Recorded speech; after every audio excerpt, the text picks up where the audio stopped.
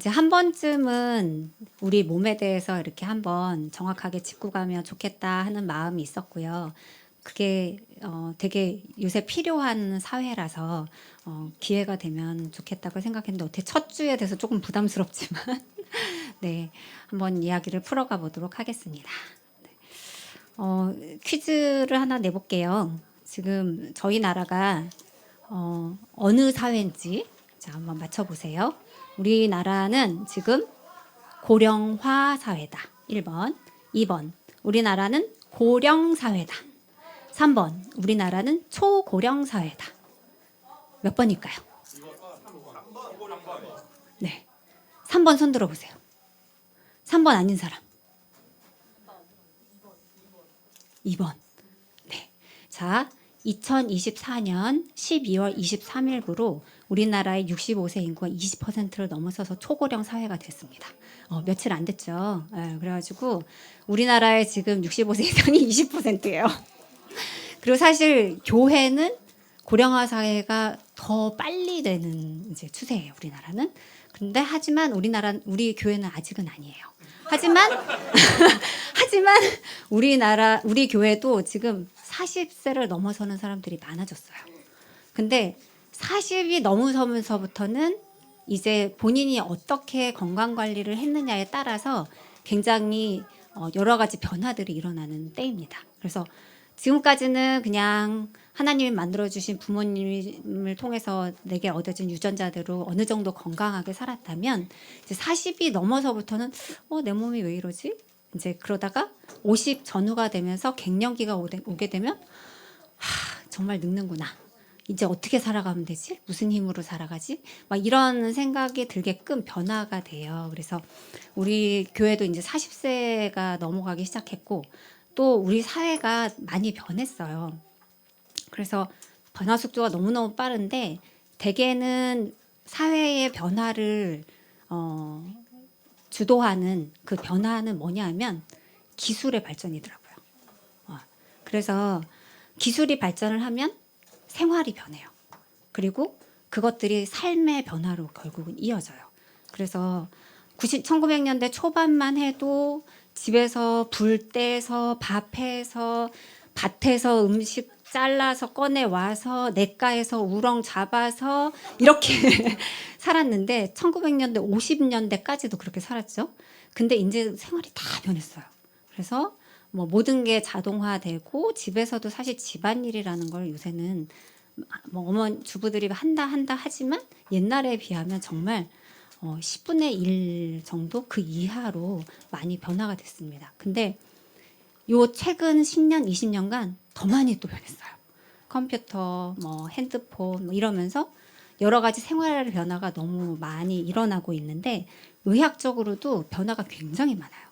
그래서 신약들이 너무 많아서 의사들이 사실 제가 레지던트 25년 전에 레지던트 시절에 약들이 사실 새로 나온 게 별로 없어서 한 3년 이제 공부하고 나면 더 이상 공부할 게 없어요.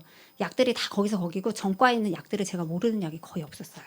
근데 지금은 신약들이 너무 빨리 나오고 특히 이제 종양내과랑 몇 가지 좀 어려운 과들은 그 약 치료하는 그 프로토콜이 일주일에 한 번씩 바뀌어요.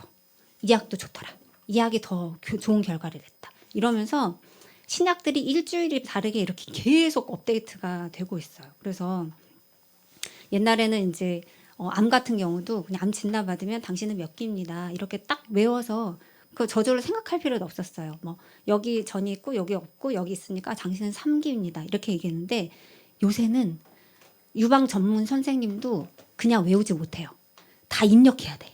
앱에다 입력하고 왜냐하면 그게 이 사람이 유전자 검사에서는 뭐뭐뭐가 있고 이거를 다 하면 그거에 따라서 가지수가 너무 많아요. 그래서 의학도 굉장히 변화가 많은 상황이고 그러면서 우리 생활과 뭐 의학 자체와 뭐 약과 뭐 그다음에 요새는 또 기능의학이라든가 이렇게 해서 영양제도 기능을 자체를 정말 효과를 볼 수 있는 그런 약들도 또 되게 많이 나오고 있어요. 근데 되게 사람마다 필요한 영양도 다 달라서 그거를 개인적으로 맞춰서 맞춤형이다. 뭐 이렇게 하는 식으로 굉장히 개별화되고 있어서 굉장히 복잡해지고 있어요. 하지만 그 무엇보다 제일 중요한 거는 우리가 할 수 있는 거. 그리고 우리 한 사람 한 사람이 생활 가운데 할 수 있는 거. 이게 굉장히 중요하다고 생각해서 저는 오늘은 식단하고 시간이 되는 한에 따라서 이제 뭐 운동이라든가 뭐 단백질량이라든가 뭐 비만 조절이라는 거 이런 얘기까지 이어서 해보려고 합니다. 네, 일단 자, 우리 몸은 무엇으로 이루어져 있나요? 네, 우리 몸은 물리적으로 실존하시죠. 실존하는 여러 가지 이제 물질, 아주 작은 물질들로 이루어져 있는데 일단 우리 몸은 세포로 이루어져 있습니다. 그래서 30조 개, 어마어마하게 큰 숫자예요. 30조 개의 세포로 이루어지고 그 중에서 하루에 3,300억 개의 세포가 죽어 없어지고 사라지고 새로 생기게 돼요. 그래서 계속 체인지되고 있는 상황인 거죠. 그래서 항암 치료 받거나 그러면 빨리 자라는 세포들은 빨리빨리 탈락을 해요. 그래서 머리카락 빨리 자라는 세포 한 달이면 1cm씩 자라죠. 그리고 하루에 100개 정도가 보통 빠지거든요. 그리고 새로 나는 거예요. 그렇게 빨리 자라는 뭐 머리카락이라든가 그 다음에 이제 항암 치료 받으면 막 구토하고 막 설사하고 그런데 그 장을 싸고 있는 상피세포들 얘네가 한 일주일에 한 번씩 이렇게 바뀌어요. 그래서 그렇게 빨리 자라는 것들이 먼저 탈락이 되면서 증상이 이렇게 심하게 나타나는 거고 그 외에 뭐 적혈구 세포 같은 거는 한 100일을 살아요. 그래서 빈혈이 있을 경우에 이제 적혈구가 새로 생성이 되도록 도와주지만 이제 한 100일 정도의 수명을 갖고 있어서 그게 계속 턴오버가 되는 거예요. 그래서 이런 식으로 해서 우리 몸 모든 세포마다 주기가 다른데 그 모든 세포가 바뀌는 데 한 7년 정도가 되면 우리 몸은 완전히 새로운 세포로 바뀌는 거고 이 세포의 재료는 세포를 이루는 재료는 우리가 먹은 음식이다. 근데 우리 몸의 모든 병은 세포에서부터 시작이 되고 특히 세포를 싸고 있는 막에서 굉장히 변화가 많이 생겨요. 그래서 여기는 저기가 안 되는군요. 포인트가. 저 위에 있는 그림이 세포막인데 세포막에 뭐 모든 리셉터라고 그래서 호르몬이라든가 뭐 여러 가지 그런 뉴로 트랜스미터라든가 뭐 이런 것들이 전부 저런 세포막에서 이루어지는 거고 저 세포막을 이루고 있는 되게 많은 부분이 인지질이라고 그래서 지방으로 이루어지게 되고요. 우리 몸을 전체 이루는 구성은 뭐 생물 시간에 많이 배웠겠지만 물은 70%가 우리 몸을 차지하고 있다. 그리고 그 외에 단백질, 지질, 무기염료, 탄수화물. 그래서 사실 실제로 우리가 먹는 음식 중에 탄수화물이 가장 많지만 대체로는 에너지원이에요. 우리가 움직이고 소화시키고 살아가는 데 필요한 에너지를 제공해 주는 거지 실제로 우리 몸을 잘 만들지는 않아요. 실제로 구성되어 있는 거는 단백질하고 지질. 이 성분들이 우리 몸을 많이 이루고 있고 특히 지방 중요해요. 그래서 우리 옛날에 이제 한 20년 전까지만 해도 고지혈증이 많아지면서 기름은 먹으면 안 돼. 기름이 만병의 근원이야. 기름을 많이 먹으면 안 돼. 막 이래가지고 기름을 굉장히 이제 범죄 그 음식으로 치부를 하고 기름을 자꾸 다 버리고 안 먹으려고 하고 기름치지 않으려고 하고 그랬는데 실제로 나쁜 기름이 많이 있기는 하지만 근데 지방은 굉장히 우리 몸에서 중요해요. 아까 말한 세포막 모든 병과 유전 돌연변이 뭐 이런 거를 유발하는 것도 대부분 다 세포막에서 시작되는 경우가 많아요. 그래서 그 세포막을 이루고 있는 것이 이 지방이고 우리 뇌도 지방으로 60%나 이루어져 있고 신경, 외피세포 이런 것도 전부 다 이제 지방으로 주로 많이 이루어져 있고 그래서 굉장히 중요한 우리 지방이다. 그런데 문제는 이 중요한 지방을 몸에 안 좋은 지방 섭취를 많이 해서 세포막을 좋지 않은 지방으로 만들어 버리면 거기서부터 문제가 생기는 거죠. 그래서 지방은 중요하고 우리 몸에 꼭 필요하고 우리 몸을 이루는 아주 중요한 건데 그거를 좋은 지방으로 이루어지게끔 우리가 섭취를 하는 게 굉장히 중요한 문제고 그다음에 단백이 우리 근육, 호르몬, 효소, 항체 뭐 이런 중요한 생체 기능을 모두 수행을 하고 있는데 그래서 이 단백질도 우리가 좋은 단백질로 우리 몸을 구성하게 해서 이런 근육, 호르몬, 효소가 좋은 단백질로 이루어지게끔 섭취를 하시는 게 필요하다는 얘기입니다. 하지만 현실은 어떠냐? 우리가 이제 살아가는 사회의 영향을 받는 건 어쩔 수가 없어요. 그래가지고 이제 실제로 지금 우리가 어떻게 먹고 있는지 이제 그런 걸 조금 보면 우리 해마다 조사를 해요. 한국인 영양 그런 조사를 해마다 하고 그걸로 통계를 계속 내고 있어요. 통계 발표를 계속 하고 있는데 지금 이제 가공 당류 섭취를 잠깐 보시면 연령대별로 보시면 이제 맨 끝쪽이 나이가 많은 거고 맨 이제 앞쪽이 나이가 어린 연령대거든요. 그러 보면 10대 6에서 11세, 12에서 18세 요때가 제일 당류 섭취가 많고 가공 당류 섭취도 높아요. 왜냐하면 아기 때는 엄마가 차려주니까 엄마가 주로 주는 걸 먹으니까 괜찮고 노인분들은 옛날에 살아오셨던 습성이 있고 건강을 생각을 하니까 당류 섭취가 적은 반면에 비해서 이제 10대, 20대 이렇게 되게 되면 내 맘대로 먹게 되고 보이는 대로 먹게 되고 먹고 싶은 걸 먹게 되니까 이렇게 당류 섭취가 굉장히 많아지고 저 초록색이 가공식품을 통한 당류 섭취인데 이 가공식품도 굉장히 많아지는 거죠. 섭취가. 그래서 당류 섭취가 우리가 굉장히 많다. 이제 어떤 분들은 그렇게 어디 책에서 그랬는데 예전에 1900년대 초반 때에 비하면 지금 우리가 설탕 섭취가 100배를 먹고 있대요. 옛날에는 이렇게 설탕 자체를 설탕이 귀하기도 하고 비싸기도 해서 구하기도 어려웠고 설탕 섭취 자체는 단순당이라서 굉장히 빨리 당을 올리고 안 좋은 건 다 알고 계실 거예요. 근데 굉장히 옛날에는 설탕이 좋은 음식이었어요. 심지어 전쟁 났을 때 쓰러져 있는 병사들한테 설탕을 넣어주면 병사들이 고통을 이겨내고 힘을 얻고 다시 나가서 싸웠다고 하지만 그리고 1900년대 초반에는 비싸서 못 사서 넣을 수가 없어서 못 먹었지만 지금은 찌개에도 넣고 뭐 사실 양념을 해도 설탕이 빠지는 일이 없거든요. 아니면 이제 엿기름이나 뭐 엿당이나 뭐 이런 거를 올리고당이나 이런 거를 쓰게 되죠. 그런 당류를 음식을 요리할 때 이 감칠맛을 내는데 당 성분이 들어가면 굉장히 이렇게 높아져요. 맛있어지는 거죠, 한마디로. 그래서 굉장히 당 섭취가 많은데 100배를 먹는다는 건 우리 몸이 사실은 지금까지 경험하지 못한 일이에요. 설탕이 이렇게 몸에 많이 들어오는 거.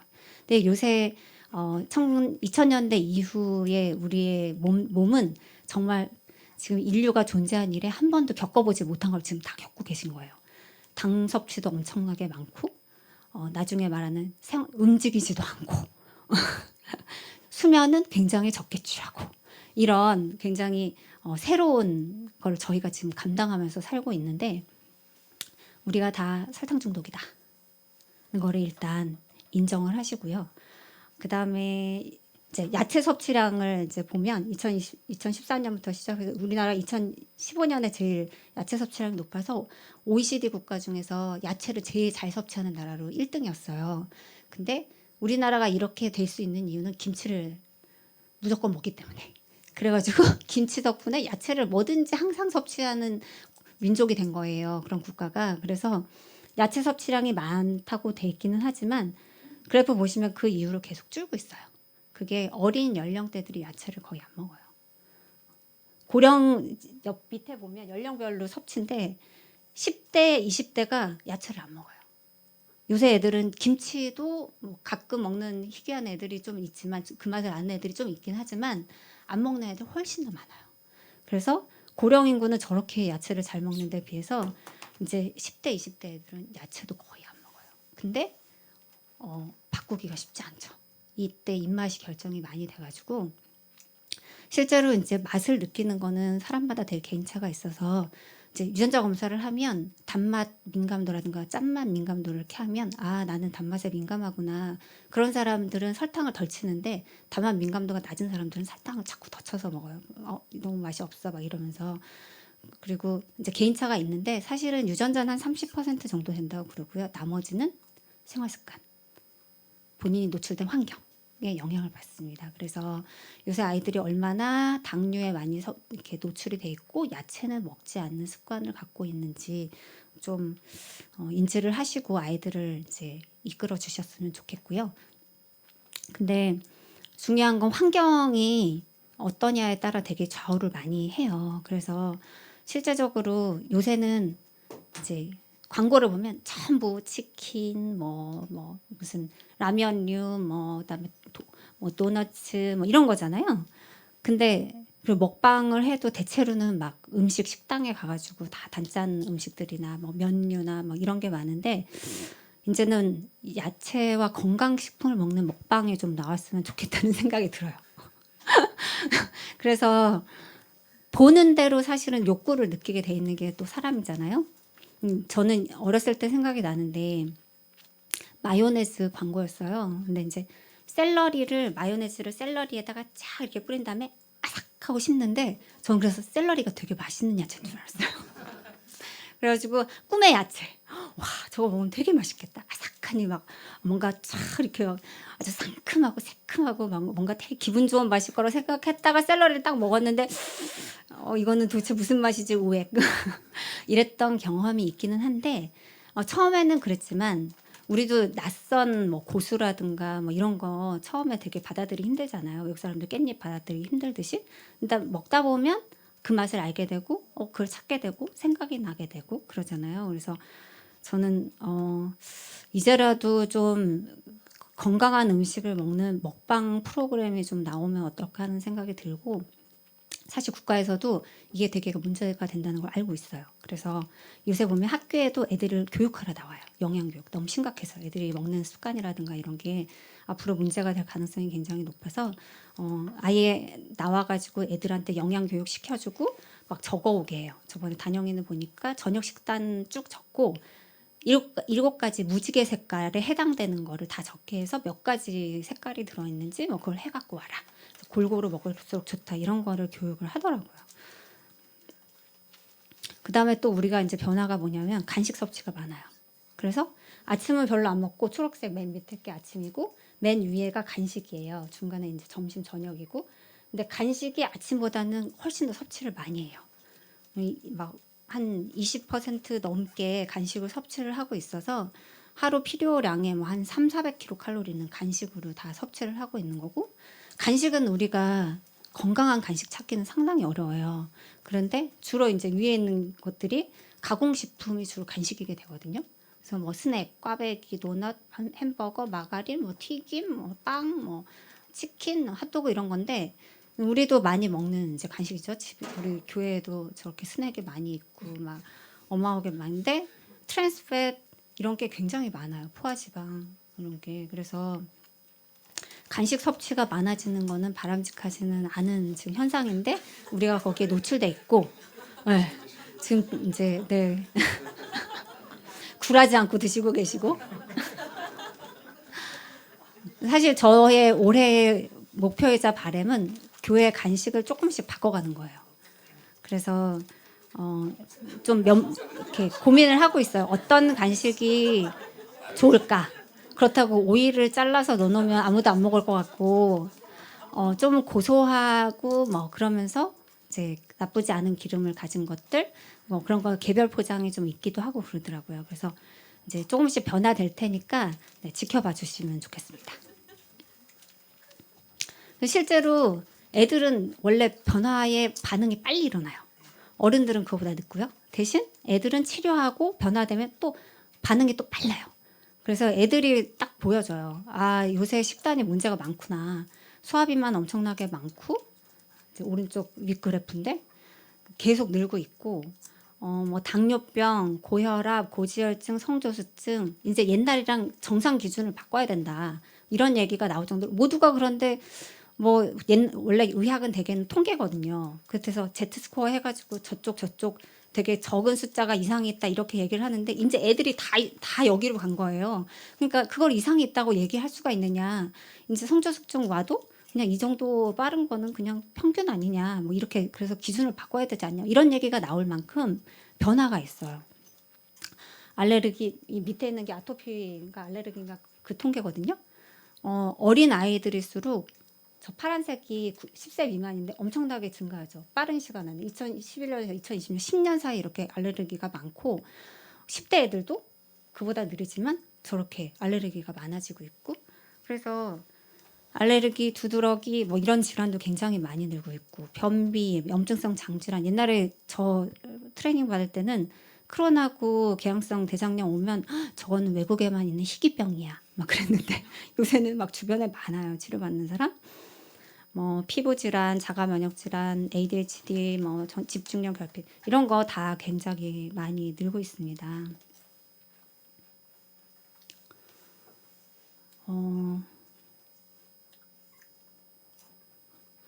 죄송해요.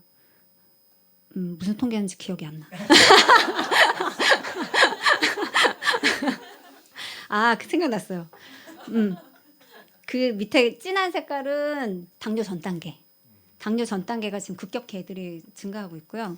그 다음에 그 점선은 지방간이에요. 지방간도 애들이 급격하게 증가하고 있어요.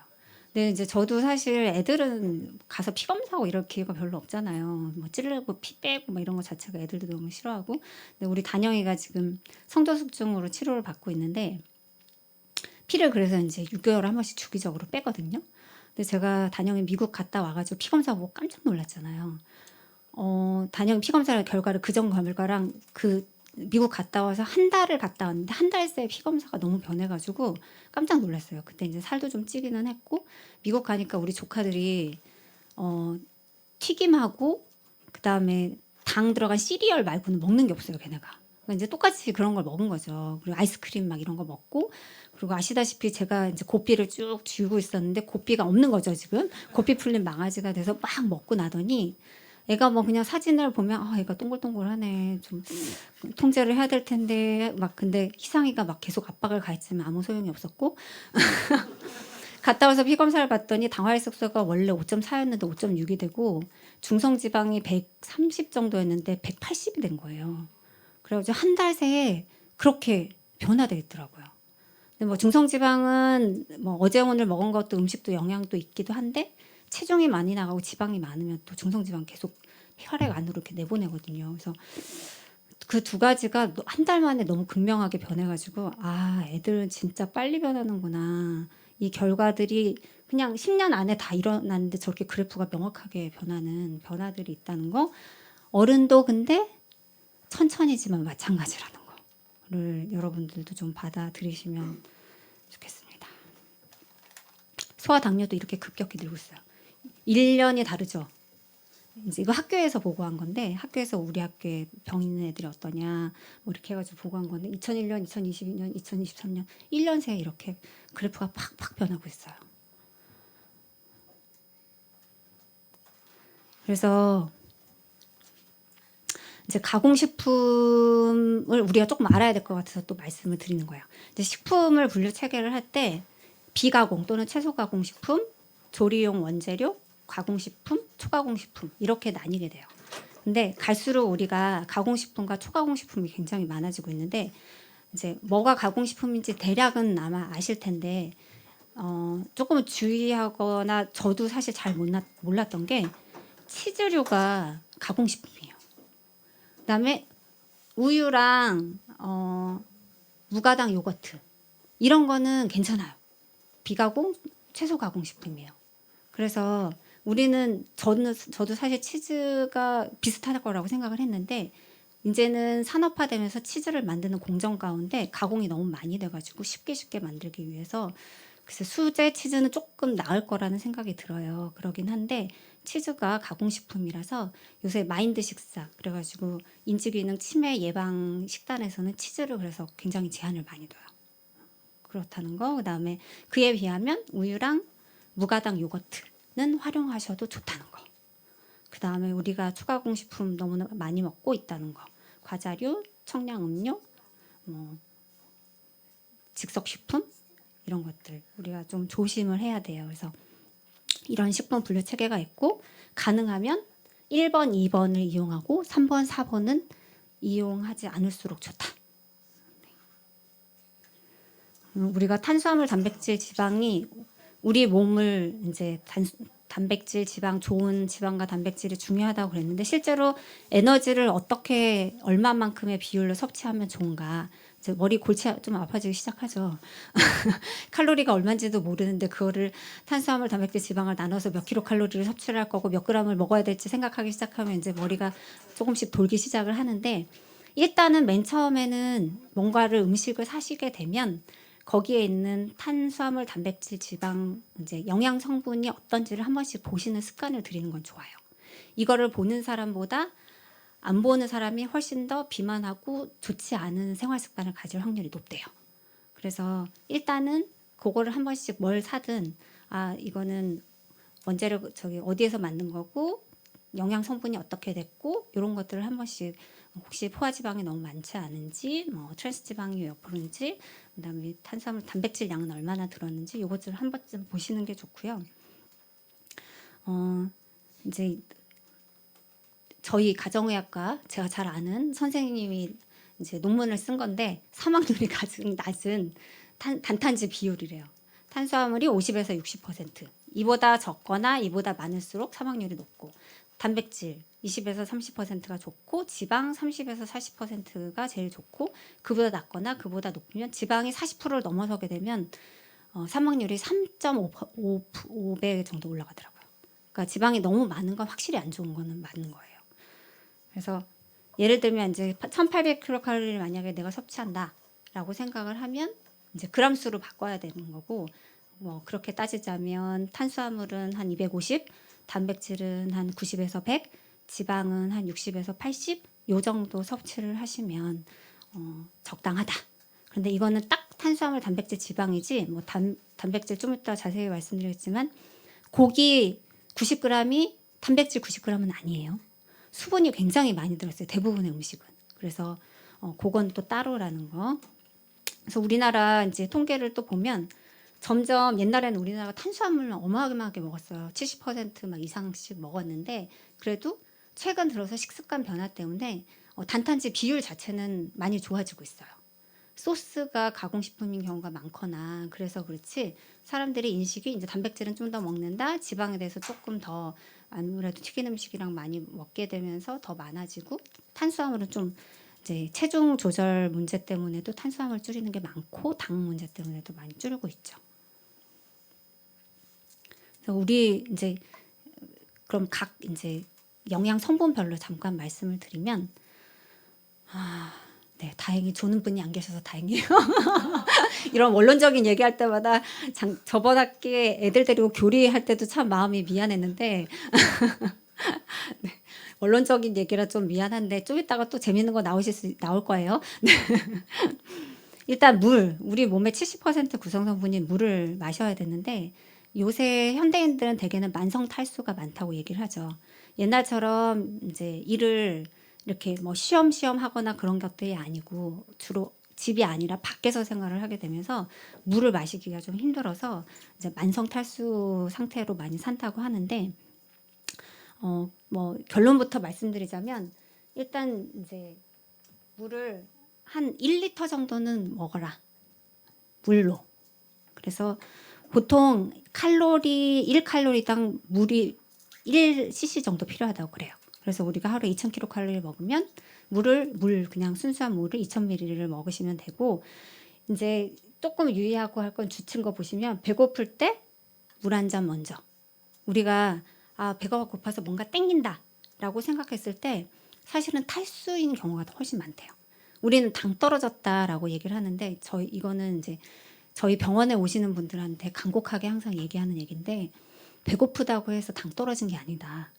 지금 사실 물이 필요한 순간일 가능성이 훨씬 높다.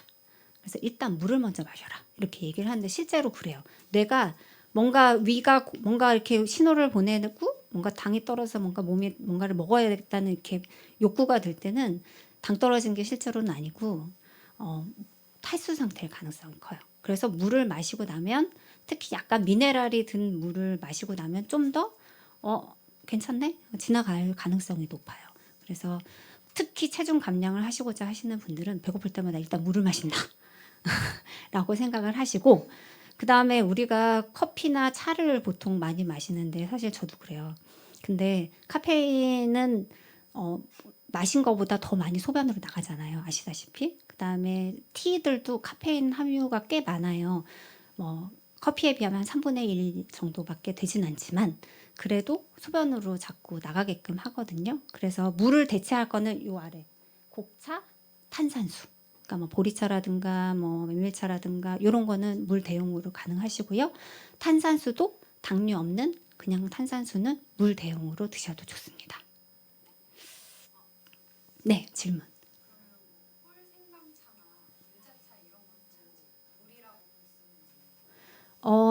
소변을 많이 배출시키지는 않기는 한데 당 자체가 또 물을 불러와요. 그러니까 목 마르게 할 수 있거든요. 그래서 엄격히 얘기하자면 사실 그것도 추천 안 되고 뭐 당을 올리는 거라서 하루에 한 잔 이상은 권하지 않고요. 그래서 먼저 결론부터 잠깐 말씀드리면 우리 식단을 이렇게 드시면 좋다고 일단 말씀을 잠깐 드리고요. 식물 위주, 건강한 지방, 질 좋은 단백질, 낮은 당지수 탄수화물. 요거를 핵심으로 기억을 하시면 됩니다. 자, 회심의 미소를 지으신 분은 왜 그랬을까요? 반갑지 않죠? 네, 식물 위주라는 말부터 벌써 토하고 싶어 막 이제 이런 얘기 하시는 분들 계시는데 우리가 실제로 과거에는 이렇게 많이 먹었어요. 그리고 65세 이상인 분들은 이런 분들이 되게 많아요. 아까 통계에서도 봤듯이. 근데 아래로 연령대로 내려갈수록 그런 습관을 가진 사람이 되게 없어요. 특히 요새 애들은 좀 걱정될 정도로 야채를 좀 안 먹어요. 그래서 식물을 뭐든 좀 다양하고 맛있게 먹는 거를 같이 고민하고 애들하고 맛있게 드시면 좋겠어요. 그냥 먹방이 아직 만들어지지 않았다면 집에서 먹방을 찍으세요. 집에서 채소를 엄마 아빠 어른들부터 맛있게 드시면 애들도 먹고 싶어집니다. 근데 엄마 아빠가 싫어하면 그 다음부터는 지금은 방법이 없다 생각하셔야 돼요. 뭐 곡류 중에 전곡류, 통곡류 먹어라 뭐 그건 잘 알고 계실 거고요. 근데 이런 이제 통곡류도 가루를 내면 그 순간부터는 조금 우리가 마치 과일을 주스를 내서 만들면 당이 빨리 오르고 좋지 않다 얘기하는 것처럼 가루를 내면 그 순간부터는 통곡류나 전곡류의 기능을 잃게 된다는 거는 좀 알고 계시면 좋겠어요. 그래서 옥수수 가루라든가 뭐 밀가루라든가 이런 게 다 좋지 않고 특히 밀가루가 요새 염증성 잔질환, 자가면역 질환 유발이랑 관련이 좀 높다고 돼 있어서 밀가루 적게 먹으려는 노력들을 많이 하시긴 하는데 네, 이런 근거가 있습니다. 그래서 이제 추천 곡류는 흑미, 홍미, 현미, 메밀, 퀴노아, 귀리 뭐 이런 게 있고요. 실제로 요새는 이렇게 드시는 분도 많아요. 근데 이제 100% 이런 걸 먹으면 소화가 안 되는 분들이 많아요. 그래서 적당하게 섞으면 섞기만 해도 어느 정도 효과는 있어요. 한 3분의 1 정도 이상씩 섞으려고 노력하시면 좋습니다. 그다음에 콩을 이게 식물성 단백질의 대표였죠. 콩이. 그래서 콩이 되게 장점이 많아요. 항암 효과도 있고 신진대사 속도도 높이고 여성 갱년기에도 좋고 그리고 이 장 세균들도 건강하게 해주고 근데 이 콩에는 또 탄수화물도 좀 많다는 거 단백질만 있지는 않다는 거 사실은 탄수화물이 더 많다는 거는 기억을 하셔야 되고 그래서 이제 단백질이 그나마 많은 콩들은 루비니콩하고 렌틸콩 동부 녹두 푸른 완두콩 이런 게 그나마 단백질이 다른 거에 비해 좀 높고 강낭콩은 조금 탄수화물이 많다. 그래도 곡류보다는 단백질이 많은 건 확실합니다. 그래서 루비니콩 사실 저도 이거 준비하면서 책 읽으면서 처음 알았는데 당뇨 환자들은 인터넷으로 많이 구매해서 먹고 계시더라고요. 당이 진짜 거의 안 오른대요. 저거 많이 넣어서 먹으면. 그리고 장 약한 사람들은 콩 처음부터 많이 드시면 가스 많이 차고 소화 잘 안 되니까요. 조금씩 늘려가시는 게 필요하세요. 일단 장을 좀 튼튼하게 하시고 그다음에 이제 고기가 야채하고 같이 드시면 좋습니다. 그리고 고기도 좀 건강한 고기 좋은 뭐 말하자면 방목하거나 뭐 이런 게 확실히 더 단백질 함량이나 아미노산 함량이라든가 뭐 이런 거 더 좋다고 돼 있긴 하고요. 그다음에 김 목사님이 고기가 주인공이 되어서 안 된다 이거 보고 나서 굉장히 반발하셨는데 이제 아까 말씀드린 거대로 채소 야채 위주라고 자꾸 강조를 하는 이유가 우리는 옛날부터 고기를 잘 못 먹고 산 민족이기도 하고 그래서 고깃집 가면 사실 고기가 주인공이 되긴 하겠죠. 하지만 집에서만은 계속 그래서는 조금 곤란한 분들이 많아요. 그래서 고기를 잘 많이 이렇게 소화시키기 힘드신 분들도 있고 막 그래서 고기 한꺼번에 막 많이 먹는다고 해서 다 이제 단백질로 흡수가 돼가지고 내 근육을 만들어내고 이러진 않거든요. 오히려 신장에 약간 이제 부담 가는 분들도 꽤 있어요. 그래서 저 같은 경우는 고기 많이 먹고 소변을 보면 소변 색깔이 뿌예요. 저한테 너무 과하게 들어왔다는 거죠, 단백질이. 그래서 한꺼번에 너무 고기만 많이 먹으려고 굳이 욕심을 많이 내실 필요는 없고 저희 교회도 되게 긍정적인 변화가 일어나고 있다는 걸 제가 계속 목격하고 있어요. 옛날에 이제 가락제 가면 야채가 다 남았어요. 그래서 이제 남은 거 저희가 싸우잖아요. 야채를 가지고 종류별로 엄청 싸갖고 왔거든요. 근데 요새는 하나도 없어요. 그리고 위층에서도 샐러드를 저희가 매번 하잖아요. 야채를 같이 먹기 위해서 항상 샐러드를 하는데 처음에는 잘 안 팔려가지고 중단했었어요. 샐러드 안 만들다가 어느 순간 다시 샐러드 만들었는데 그 다음부터는 항상 다 털려요. 그래서 여러분들도 지금 인식 변화가 있고 사실 지금 강의한 내용을 대부분은 아마 알고 계실 것 같아요. 그래서 계속 그렇게 가시면 됩니다. 그리고 뭐 고온 요리 별로 좋지 않다, 훈제, 가공식품이 돼서 별로 좋지 않다, 그다음에 튀기기, 기름 트랜스화 지방화 돼가지고 좋지 않다, 뭐 이런 거는 많이 알고 계실 거고요. 그다음에 생선 해산물을 항상 좀 챙겨 먹으려고 노력하지 않으면 먹기 힘든 음식이에요. 그래서 항상 의식적으로 이거를 일주일에 몇 번 이상 먹어야지. 근데 네. 그래서 어떤 다이어트는 뭐 한 번 이상이면 된다. 어떤 다이어트는 3번 이상은 먹어라. 막 이렇게 얘기를 하는데 아무튼 일주일에 최소 1번 이상은 먹자라고 생각을 하시고 아시다시피 큰 생선들은 이제 수은이나 뭐 이런 중금속 문제가 있으니까 가능하면 정어리, 멸치. 전 멸치에서 되게 위로를 받았어요. 멸치도 생선이고 이걸 먹음으로써 우리가 생선 해산물을 먹은 걸로 치면 되는구나라고 생각이 드니까 멸치도 잘 활용하시면 좋을 것 같습니다. 네. 그리고 지방 아까 중요하다고 처음부터 말씀을 드렸는데 오히려 끼니마다 챙겨 먹으라고 좋은 지방을 끼니마다 챙겨 먹고 가능하면 또 채소랑 같이 먹으면 더 좋고 근데 좋은 지방을 먹으면 음식에 대한 갈망 입맛이 한마디로 말해서 막 먹고 싶고 막 땡기고 이런 게 좀 줄어요. 그리고 혈당을 급격히 올리지 않게끔 방해를 해요. 그래서 오히려 혈당에 문제가 되는 사람들은 기름을 잘 챙겨 드시면 오히려 포만감도 있고 포만감이 또 오래 가고 당도 오르지가 않아요. 그래서 제가 MCT 오일을 먹은 지가 한 2달 정도 됐는데 저는 사실 옛날부터 서랍에 항상 초콜릿, 사탕, 뭐 이렇게 과자 이런 거를 항상 구비하고 있었어요. 배고플 때 먹어야지. 막 이렇게 당 떨어지면 먹어야지. 막 이렇게 저도 생각을 했었는데 어느 날 제가 CGM이라고 연속 혈당 측정을 했거든요. 근데 200이 팍팍 넘는 거야 한 번씩. 하루에 한 번씩 200을 넘게 찍더라고요. 그래서 뭐가 문제일까 막 이런 생각을 좀 했는데 그리고 당화혈색소가 저도 5.6이 나왔어요. 그래가지고 식습관을 바꿔야겠다. 그러고서는 MCT 오일이랑 이제 몇 가지 이렇게 올리브 오일이랑 아침에 커피에다 이렇게 타 먹고 뭐 이렇게 했더니 당화혈색소 5.4로 떨어졌고요. 아침에 자꾸 서랍 열어서 과자랑 초콜릿 꺼내 먹는 습관이 어느새 저도 없어졌더라고요. 그래가지고 그런 오일들의 효과가 있으니까 오히려 좀 챙겨 먹으시는 것도 추천드립니다. 쓰지 말아야 될 지방은 뭐 카놀라유, 홍하유, 콩기름. 요새는 이제 주 요리 기름도 올리브유 사용하라고 그러고 얘네는 아예 부엌에 두지도 마라. 건강한 지방은 아보카도 뭐 생으로 먹어도 드셔도 되고 아보카도 유를 사용하셔도 되고 견과와 씨앗류, 올리브 오일, 이제 아까 말씀드린 MCT 오일 같은 거. MCT 오일은 좋은 거는 바로 에너지로 쓰여요. 그래서 몸에 쌓이질 않아요. 그래서 되게 깨끗하게 연소되는 지방이다.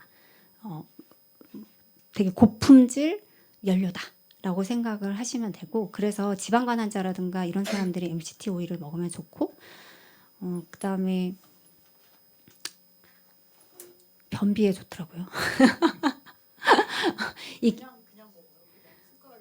네, 그렇게 드시는 분도 있고요. 저는 커피에 타 먹고 이제 우유에도 타주고 요거트에도 부어주고 샐러드에다가도 부어 먹고 이제 이 MCT 오일도 종류가 좀 많아요. 그래서 이게 중탄산 중세 지방이라고 하는데 C 탄소가 몇 개 있느냐에 따라 가지고 중세 그다음에 롱체인 뭐 이렇게 숏체인 이렇게 나뉘는데 이거 중체인인데 C 개수가 몇 개 있느냐에 따라서 상온에서 굳어 있는 것도 있고 액체 상태도 있고 뭐 연소가 더 쉽게 되는 것도 있고 아닌 것도 있고 그런데 저는 지금 섞여 있는 거 먹고 있어요. 네, 그래서 그 종류도 한번 보시고 활용을 하시긴 해야 돼요. 굳어 있는 것보다는 액체 상태가 먹기가 훨씬 좋더라고요. MCT 오일을 커피에다가 시럽하는 느낌으로 그렇죠. 드시나요? 먹으면 타시면 저는 풀 입는 느낌이에요. 네. 좀 섞인 이렇게 처음엔 떠요. 뜨는데 이렇게 섞으면 그렇게까지 둥둥 뜨는 느낌은 아니에요. 그리고 그 고기 기름 같은 그런 무거운 기름 느낌은 아니에요. 되게 약간 가벼운 기름 느낌? 그래서 이렇게 저으면 섞여요. 네, 그래서 보통 올리브유 아침에 한 2스푼 정도, 한 스푼, 뭐 티스푼, 큰 스푼으로 그냥 약간 우리 밥 숟가락 같은 걸로 한 숟가락, 그다음에 그 MCT 오일은 티스푼으로 2개 정도 추천을 해드리더라고요. 근데 MCT 오일은 주의할 건 너무 많이 드시면 설사하고 속쓰려요. 그래서 처음에 너무 좋은 거라고 막 잔뜩 막 큰 스푼으로 2개 먹고는 네, 화장실 들락거리시게 되니까 조금 유의하시고 변비가 있으신 분들은 자기 양을 찾으시면 돼요. 아, 이 정도까지 변비에 효과가 없네. 이 정도 먹으니까 화장실을 잘 가네. 그래서 보통은 티스푼 2개로 시작을 해서 큰 스푼 2개 정도까지 그 안에서 드시면 될 거예요. 그래서 우리가 사실 생활 습관만 바뀌어도 얼마나 좋은 효과가 있느냐. 알츠하이머, 당뇨, 심장, 뭐 암부터 시작해서 굉장히 여러 가지 효과가 있는데 당뇨병 93% 줄이고 심장마비 81%, 뇌졸중 50%, 모든 암 36%, 이 네 가지 운동, 식단, 체중 유지, 금연. 근데 우리는 금연은 거의 안 하시 그 담배는 거의 안 하시니까 할 건 운동하고 식단, 체중 유지 이 세 가지죠. 우리의 숙제는. 네. 자, 지구상 어떤 약도 이렇게 좋은 효과를 발휘하지 못했다고 하는데 문제는 생활이 변화해야 돼서 좀 시간이 걸리고 좀 어렵죠. 미국 이 다이어트 프로 이렇게 다이어트를 굉장히 요새 다이어트가 많잖아요. 옛날에 뭐 황제 다이어트부터 시작해서 걔네도 다 이름이 있어요. 그래서 이게 다이어트가 막 몇십 개가 존재를 하는데 해마다 영양사, 의사, 뭐 아무튼 다이어트 관련 뭐 스포츠 이런 사람들이 랭킹을 매겨요. 그래서 작년 이제 25년이었나 24년이나 아무튼 제일 최근 거예요. 최근 다이어트 랭킹인데 이 1위가 지중해식이 몇 년 동안 부동의 1위예요. 모든 것에 뭐 항암, 뭐 심혈관 질환 예방, 뭐 다이어트, 그러니까 체중 조절, 체중 감량, 뭐 치매, 뭐 자가 면역 질환, 뭐 그 모든 것에 대해서 이제 이 지중해식이 1등이고 내쉬 다이어트는 이제 그 고혈압을 스탑 SH가 스탑 하이퍼텐션이거든요. 그런데 그것도 되게 높은 랭킹을 차지하고 있고 세 번째가 마인드 식사라고 저속노화 식사라는 건데 좀 점수를 너무 못 받아서 조금 안타까운데 사실은 이 세 가지가 다 비슷해요. 지금까지 얘기한 야채를 중심으로 먹자, 좋은 기름 섭취하자, 단백질 좋은 단백질 섭취하자, 먹지 말아야 될 거 나쁜 지방, 트랜스 지방이라든가 뭐 이런 거 먹지 말자, 당 음료 먹지 말자, 뭐 이런 다 의도라서 비슷해서 우리가 그냥 그런 개념을 갖고 막 어렵게 막 사실 여기 사이트를 들어가면 이 지중해식을 딱 클릭을 하면 어떤 걸 장을 봐야 되는지 리스트가 쫙 떠요. 이 지중해식을 먹기 위해서 뭘 사야 되느냐 장보기 쫙 뜨고 그다음 레시피 그래서 레시피가 또 쫙 떠요. 그런 식으로 관심 있으신 분들은 한번 찾아보시고요. 들어가면 이제 다이어트 랭킹 이렇게 치면 이런 거 나오고 다 연동이 되거나 앱을 깔 수 있게 돼 있어요. 그래서 나는 마인드 다이어트를 하고 싶다 그러면 장을 뭘 봐야 되는지 그럼 레시피는 어떤 게 있는지 이런 게 다 뜹니다. 그래서 이제 뭐 대부분 아시겠지만 사실 오른쪽의 테이블은 제가 환자들한테 나눠주는 그런 테이블이에요. 이렇게 먹어라. 그래서 지중해식의 근거를 두고 있어요. 그래서 1, 2주에 한 번 붉은 고기를 먹어라. 돼지고기, 소고기 150g에서 200g 정도.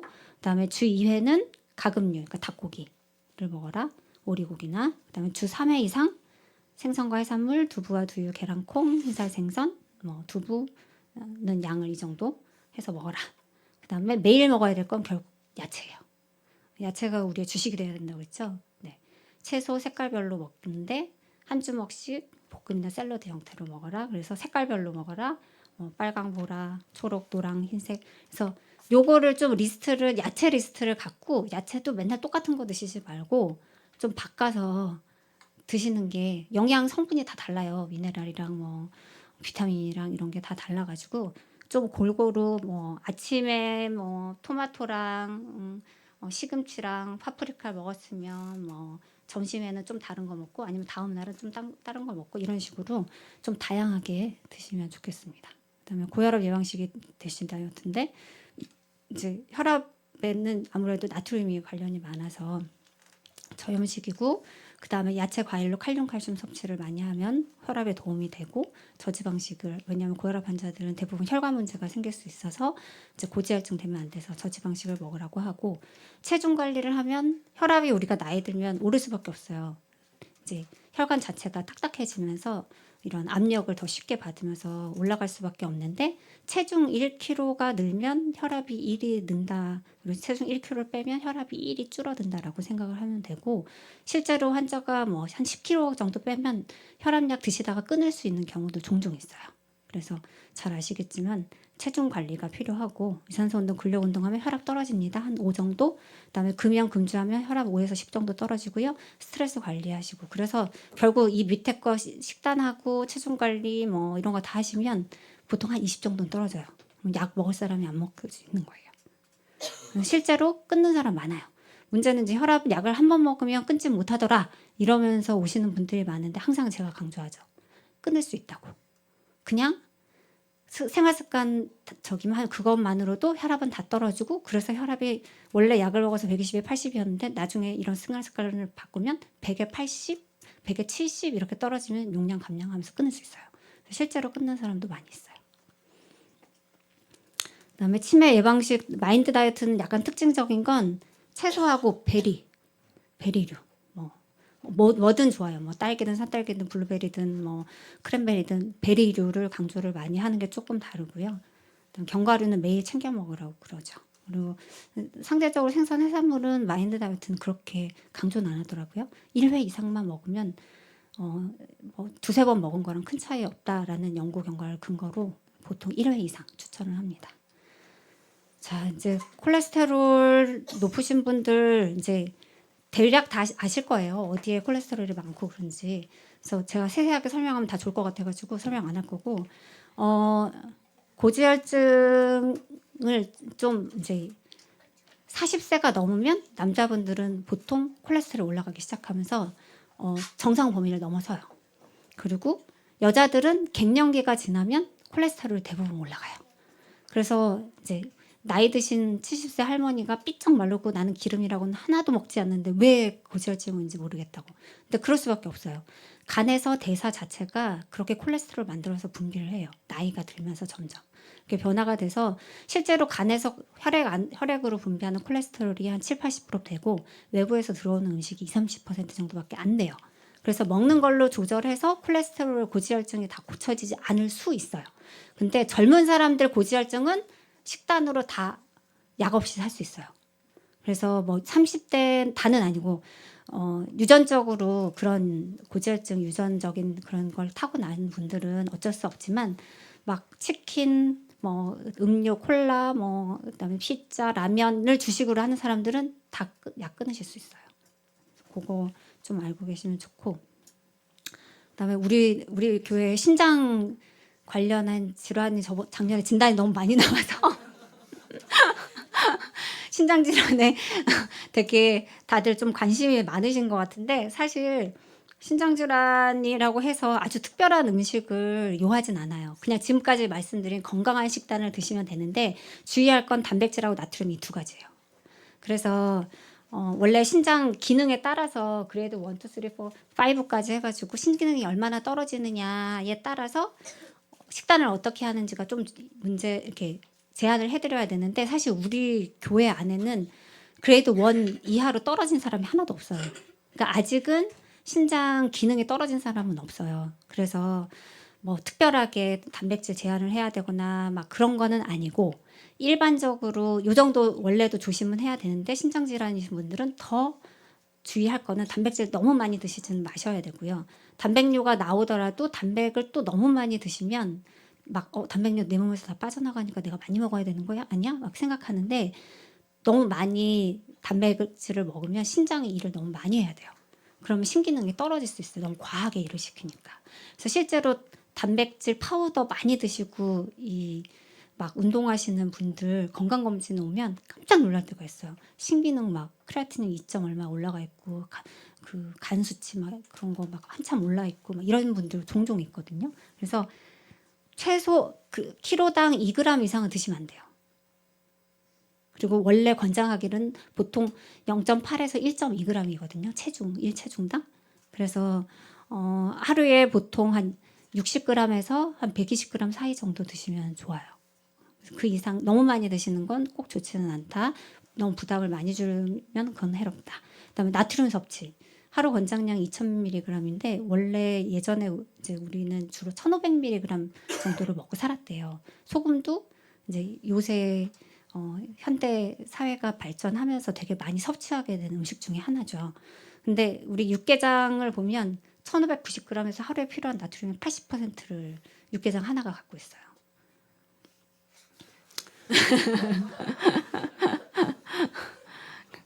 이제 나트륨 함량을 보면 찌개, 된장찌개, 김치찌개 하나 먹으면 하루 거 끝나요. 2,000mg.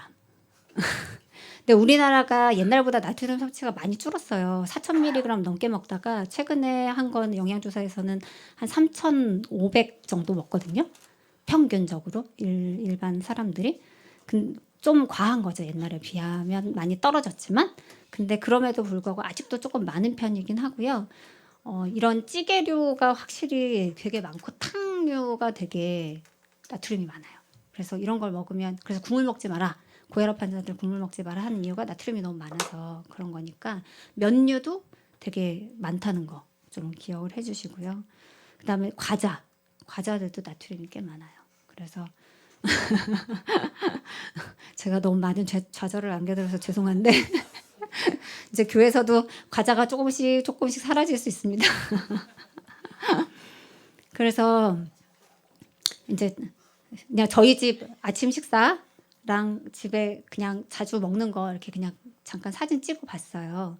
그래서 아침에 주로 야채인데 단백질을 가능하면 채우려고 노력을 하는. 그래서 지금 여기는 단백질이 고기하고 렌틸콩이 들어갔고요. 그다음에 기름은 아보카도에다가 이제 소스는 오일 베이스, 올리브 오일 베이스를 주로 뿌려서 씁니다. 그다음에 야채는 색깔이 좀 골고루 들어가게 해서 자주 먹고요.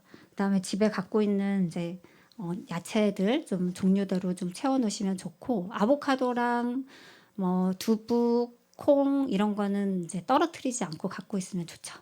그래서 뭐 요새는 볶은 콩도 많이 나오고요. 뭐 통조림도 가끔씩은 통조림 자체가 뭐 좋은 방법은 아니긴 하지만 그래도 그런 대로 가끔씩은 쓸만한 그런 콩 통조림 같은 거 활용을 해보실 수 있겠어요. 그래서 이제 누구는 그러더라고요. 이렇게 꺼내 먹기 쉽게 일단 장을 보고 그 다음에 꺼내 먹기 쉽게 그릇에 예쁘게 쫙 담아 놓으라는 거예요. 그리고 버려야 될 건 버려야 되고 그래서 꺼내 먹기 좋게 딱 세팅을 한 다음에 이 아름다움을 만끽을 하라는 그런 사람들이 있었는데요. 아름다운가요? 네, 아름답죠. 네, 야채가 주식이고요. 건강한 단백질, 자연식품에 들어있는 탄수화물, 좋은 지방을 먹고 물도 잊지 말고 음료는 물이 아니니까 피하시고 가공 육류, 튀김, 당분을 피하고 영양 성분을 확인하고 뭐 탄산음료는 옛날에 비해서는 확실히 많이 줄었는데 제로 음료를 되게 많이 드시죠. 제로 음료도 작년에 좀 롱텀 데이터가 좀 나왔는데 당 음료보다는 확실히 좋아요. 뭐 당뇨에도 좋고 바람에도 그렇고 사망률, 심혈관 질환에 그냥 단순 뭐 콜라 사이다 과당 음료보다는 확실히 좋지만 일반 그냥 물이랑 다른 자연식품에 비하면 더 나쁘다. 예를 들면 이제 리스크가 대개는 한 1.4, 1.3 이 정도의 상대의 위험도가 있어요. 그러니까 근데 그게 아주 롱텀 데이터는 아니라 더 롱텀이 되게 되면 더 나쁠 가능성이 높아요. 그래서 애들한테 너무 제로 음료 마음 놓고 먹이시면 입이 단 거에 자꾸 길들여져서 결국 계속 먹게 될 거거든요. 마음 놓고 먹을 건 아니다. 그래도 그냥 당분 음료를 먹는 것보단 지금 결과는 좋은 건 사실이다. 네, 그래서 주의해야 되지만 조금 더 낫다는 거 정도를 기억해 주시면 좋겠습니다. 네, 로마서 12장에 너희는 이 세대를 본받지 말고 오직 마음을 새롭게 함으로 변화를 받아 하나님의 선하시고 기뻐하시고 온전한 뜻이 무엇이죠. 우리가 지금 식생활도 사실은 이 세대를 굉장히 본받기가 쉬워요. 그런데 저희의 식생활은 사실 우리 생활에 되게 근본적인 습관이라서 이것 또한 하나님의 선하시고 기뻐하시고 온전하신 뜻 안에서 좀 분별을 해서 우리의 건강을 지키는 것이 필요하다고 생각이 듭니다.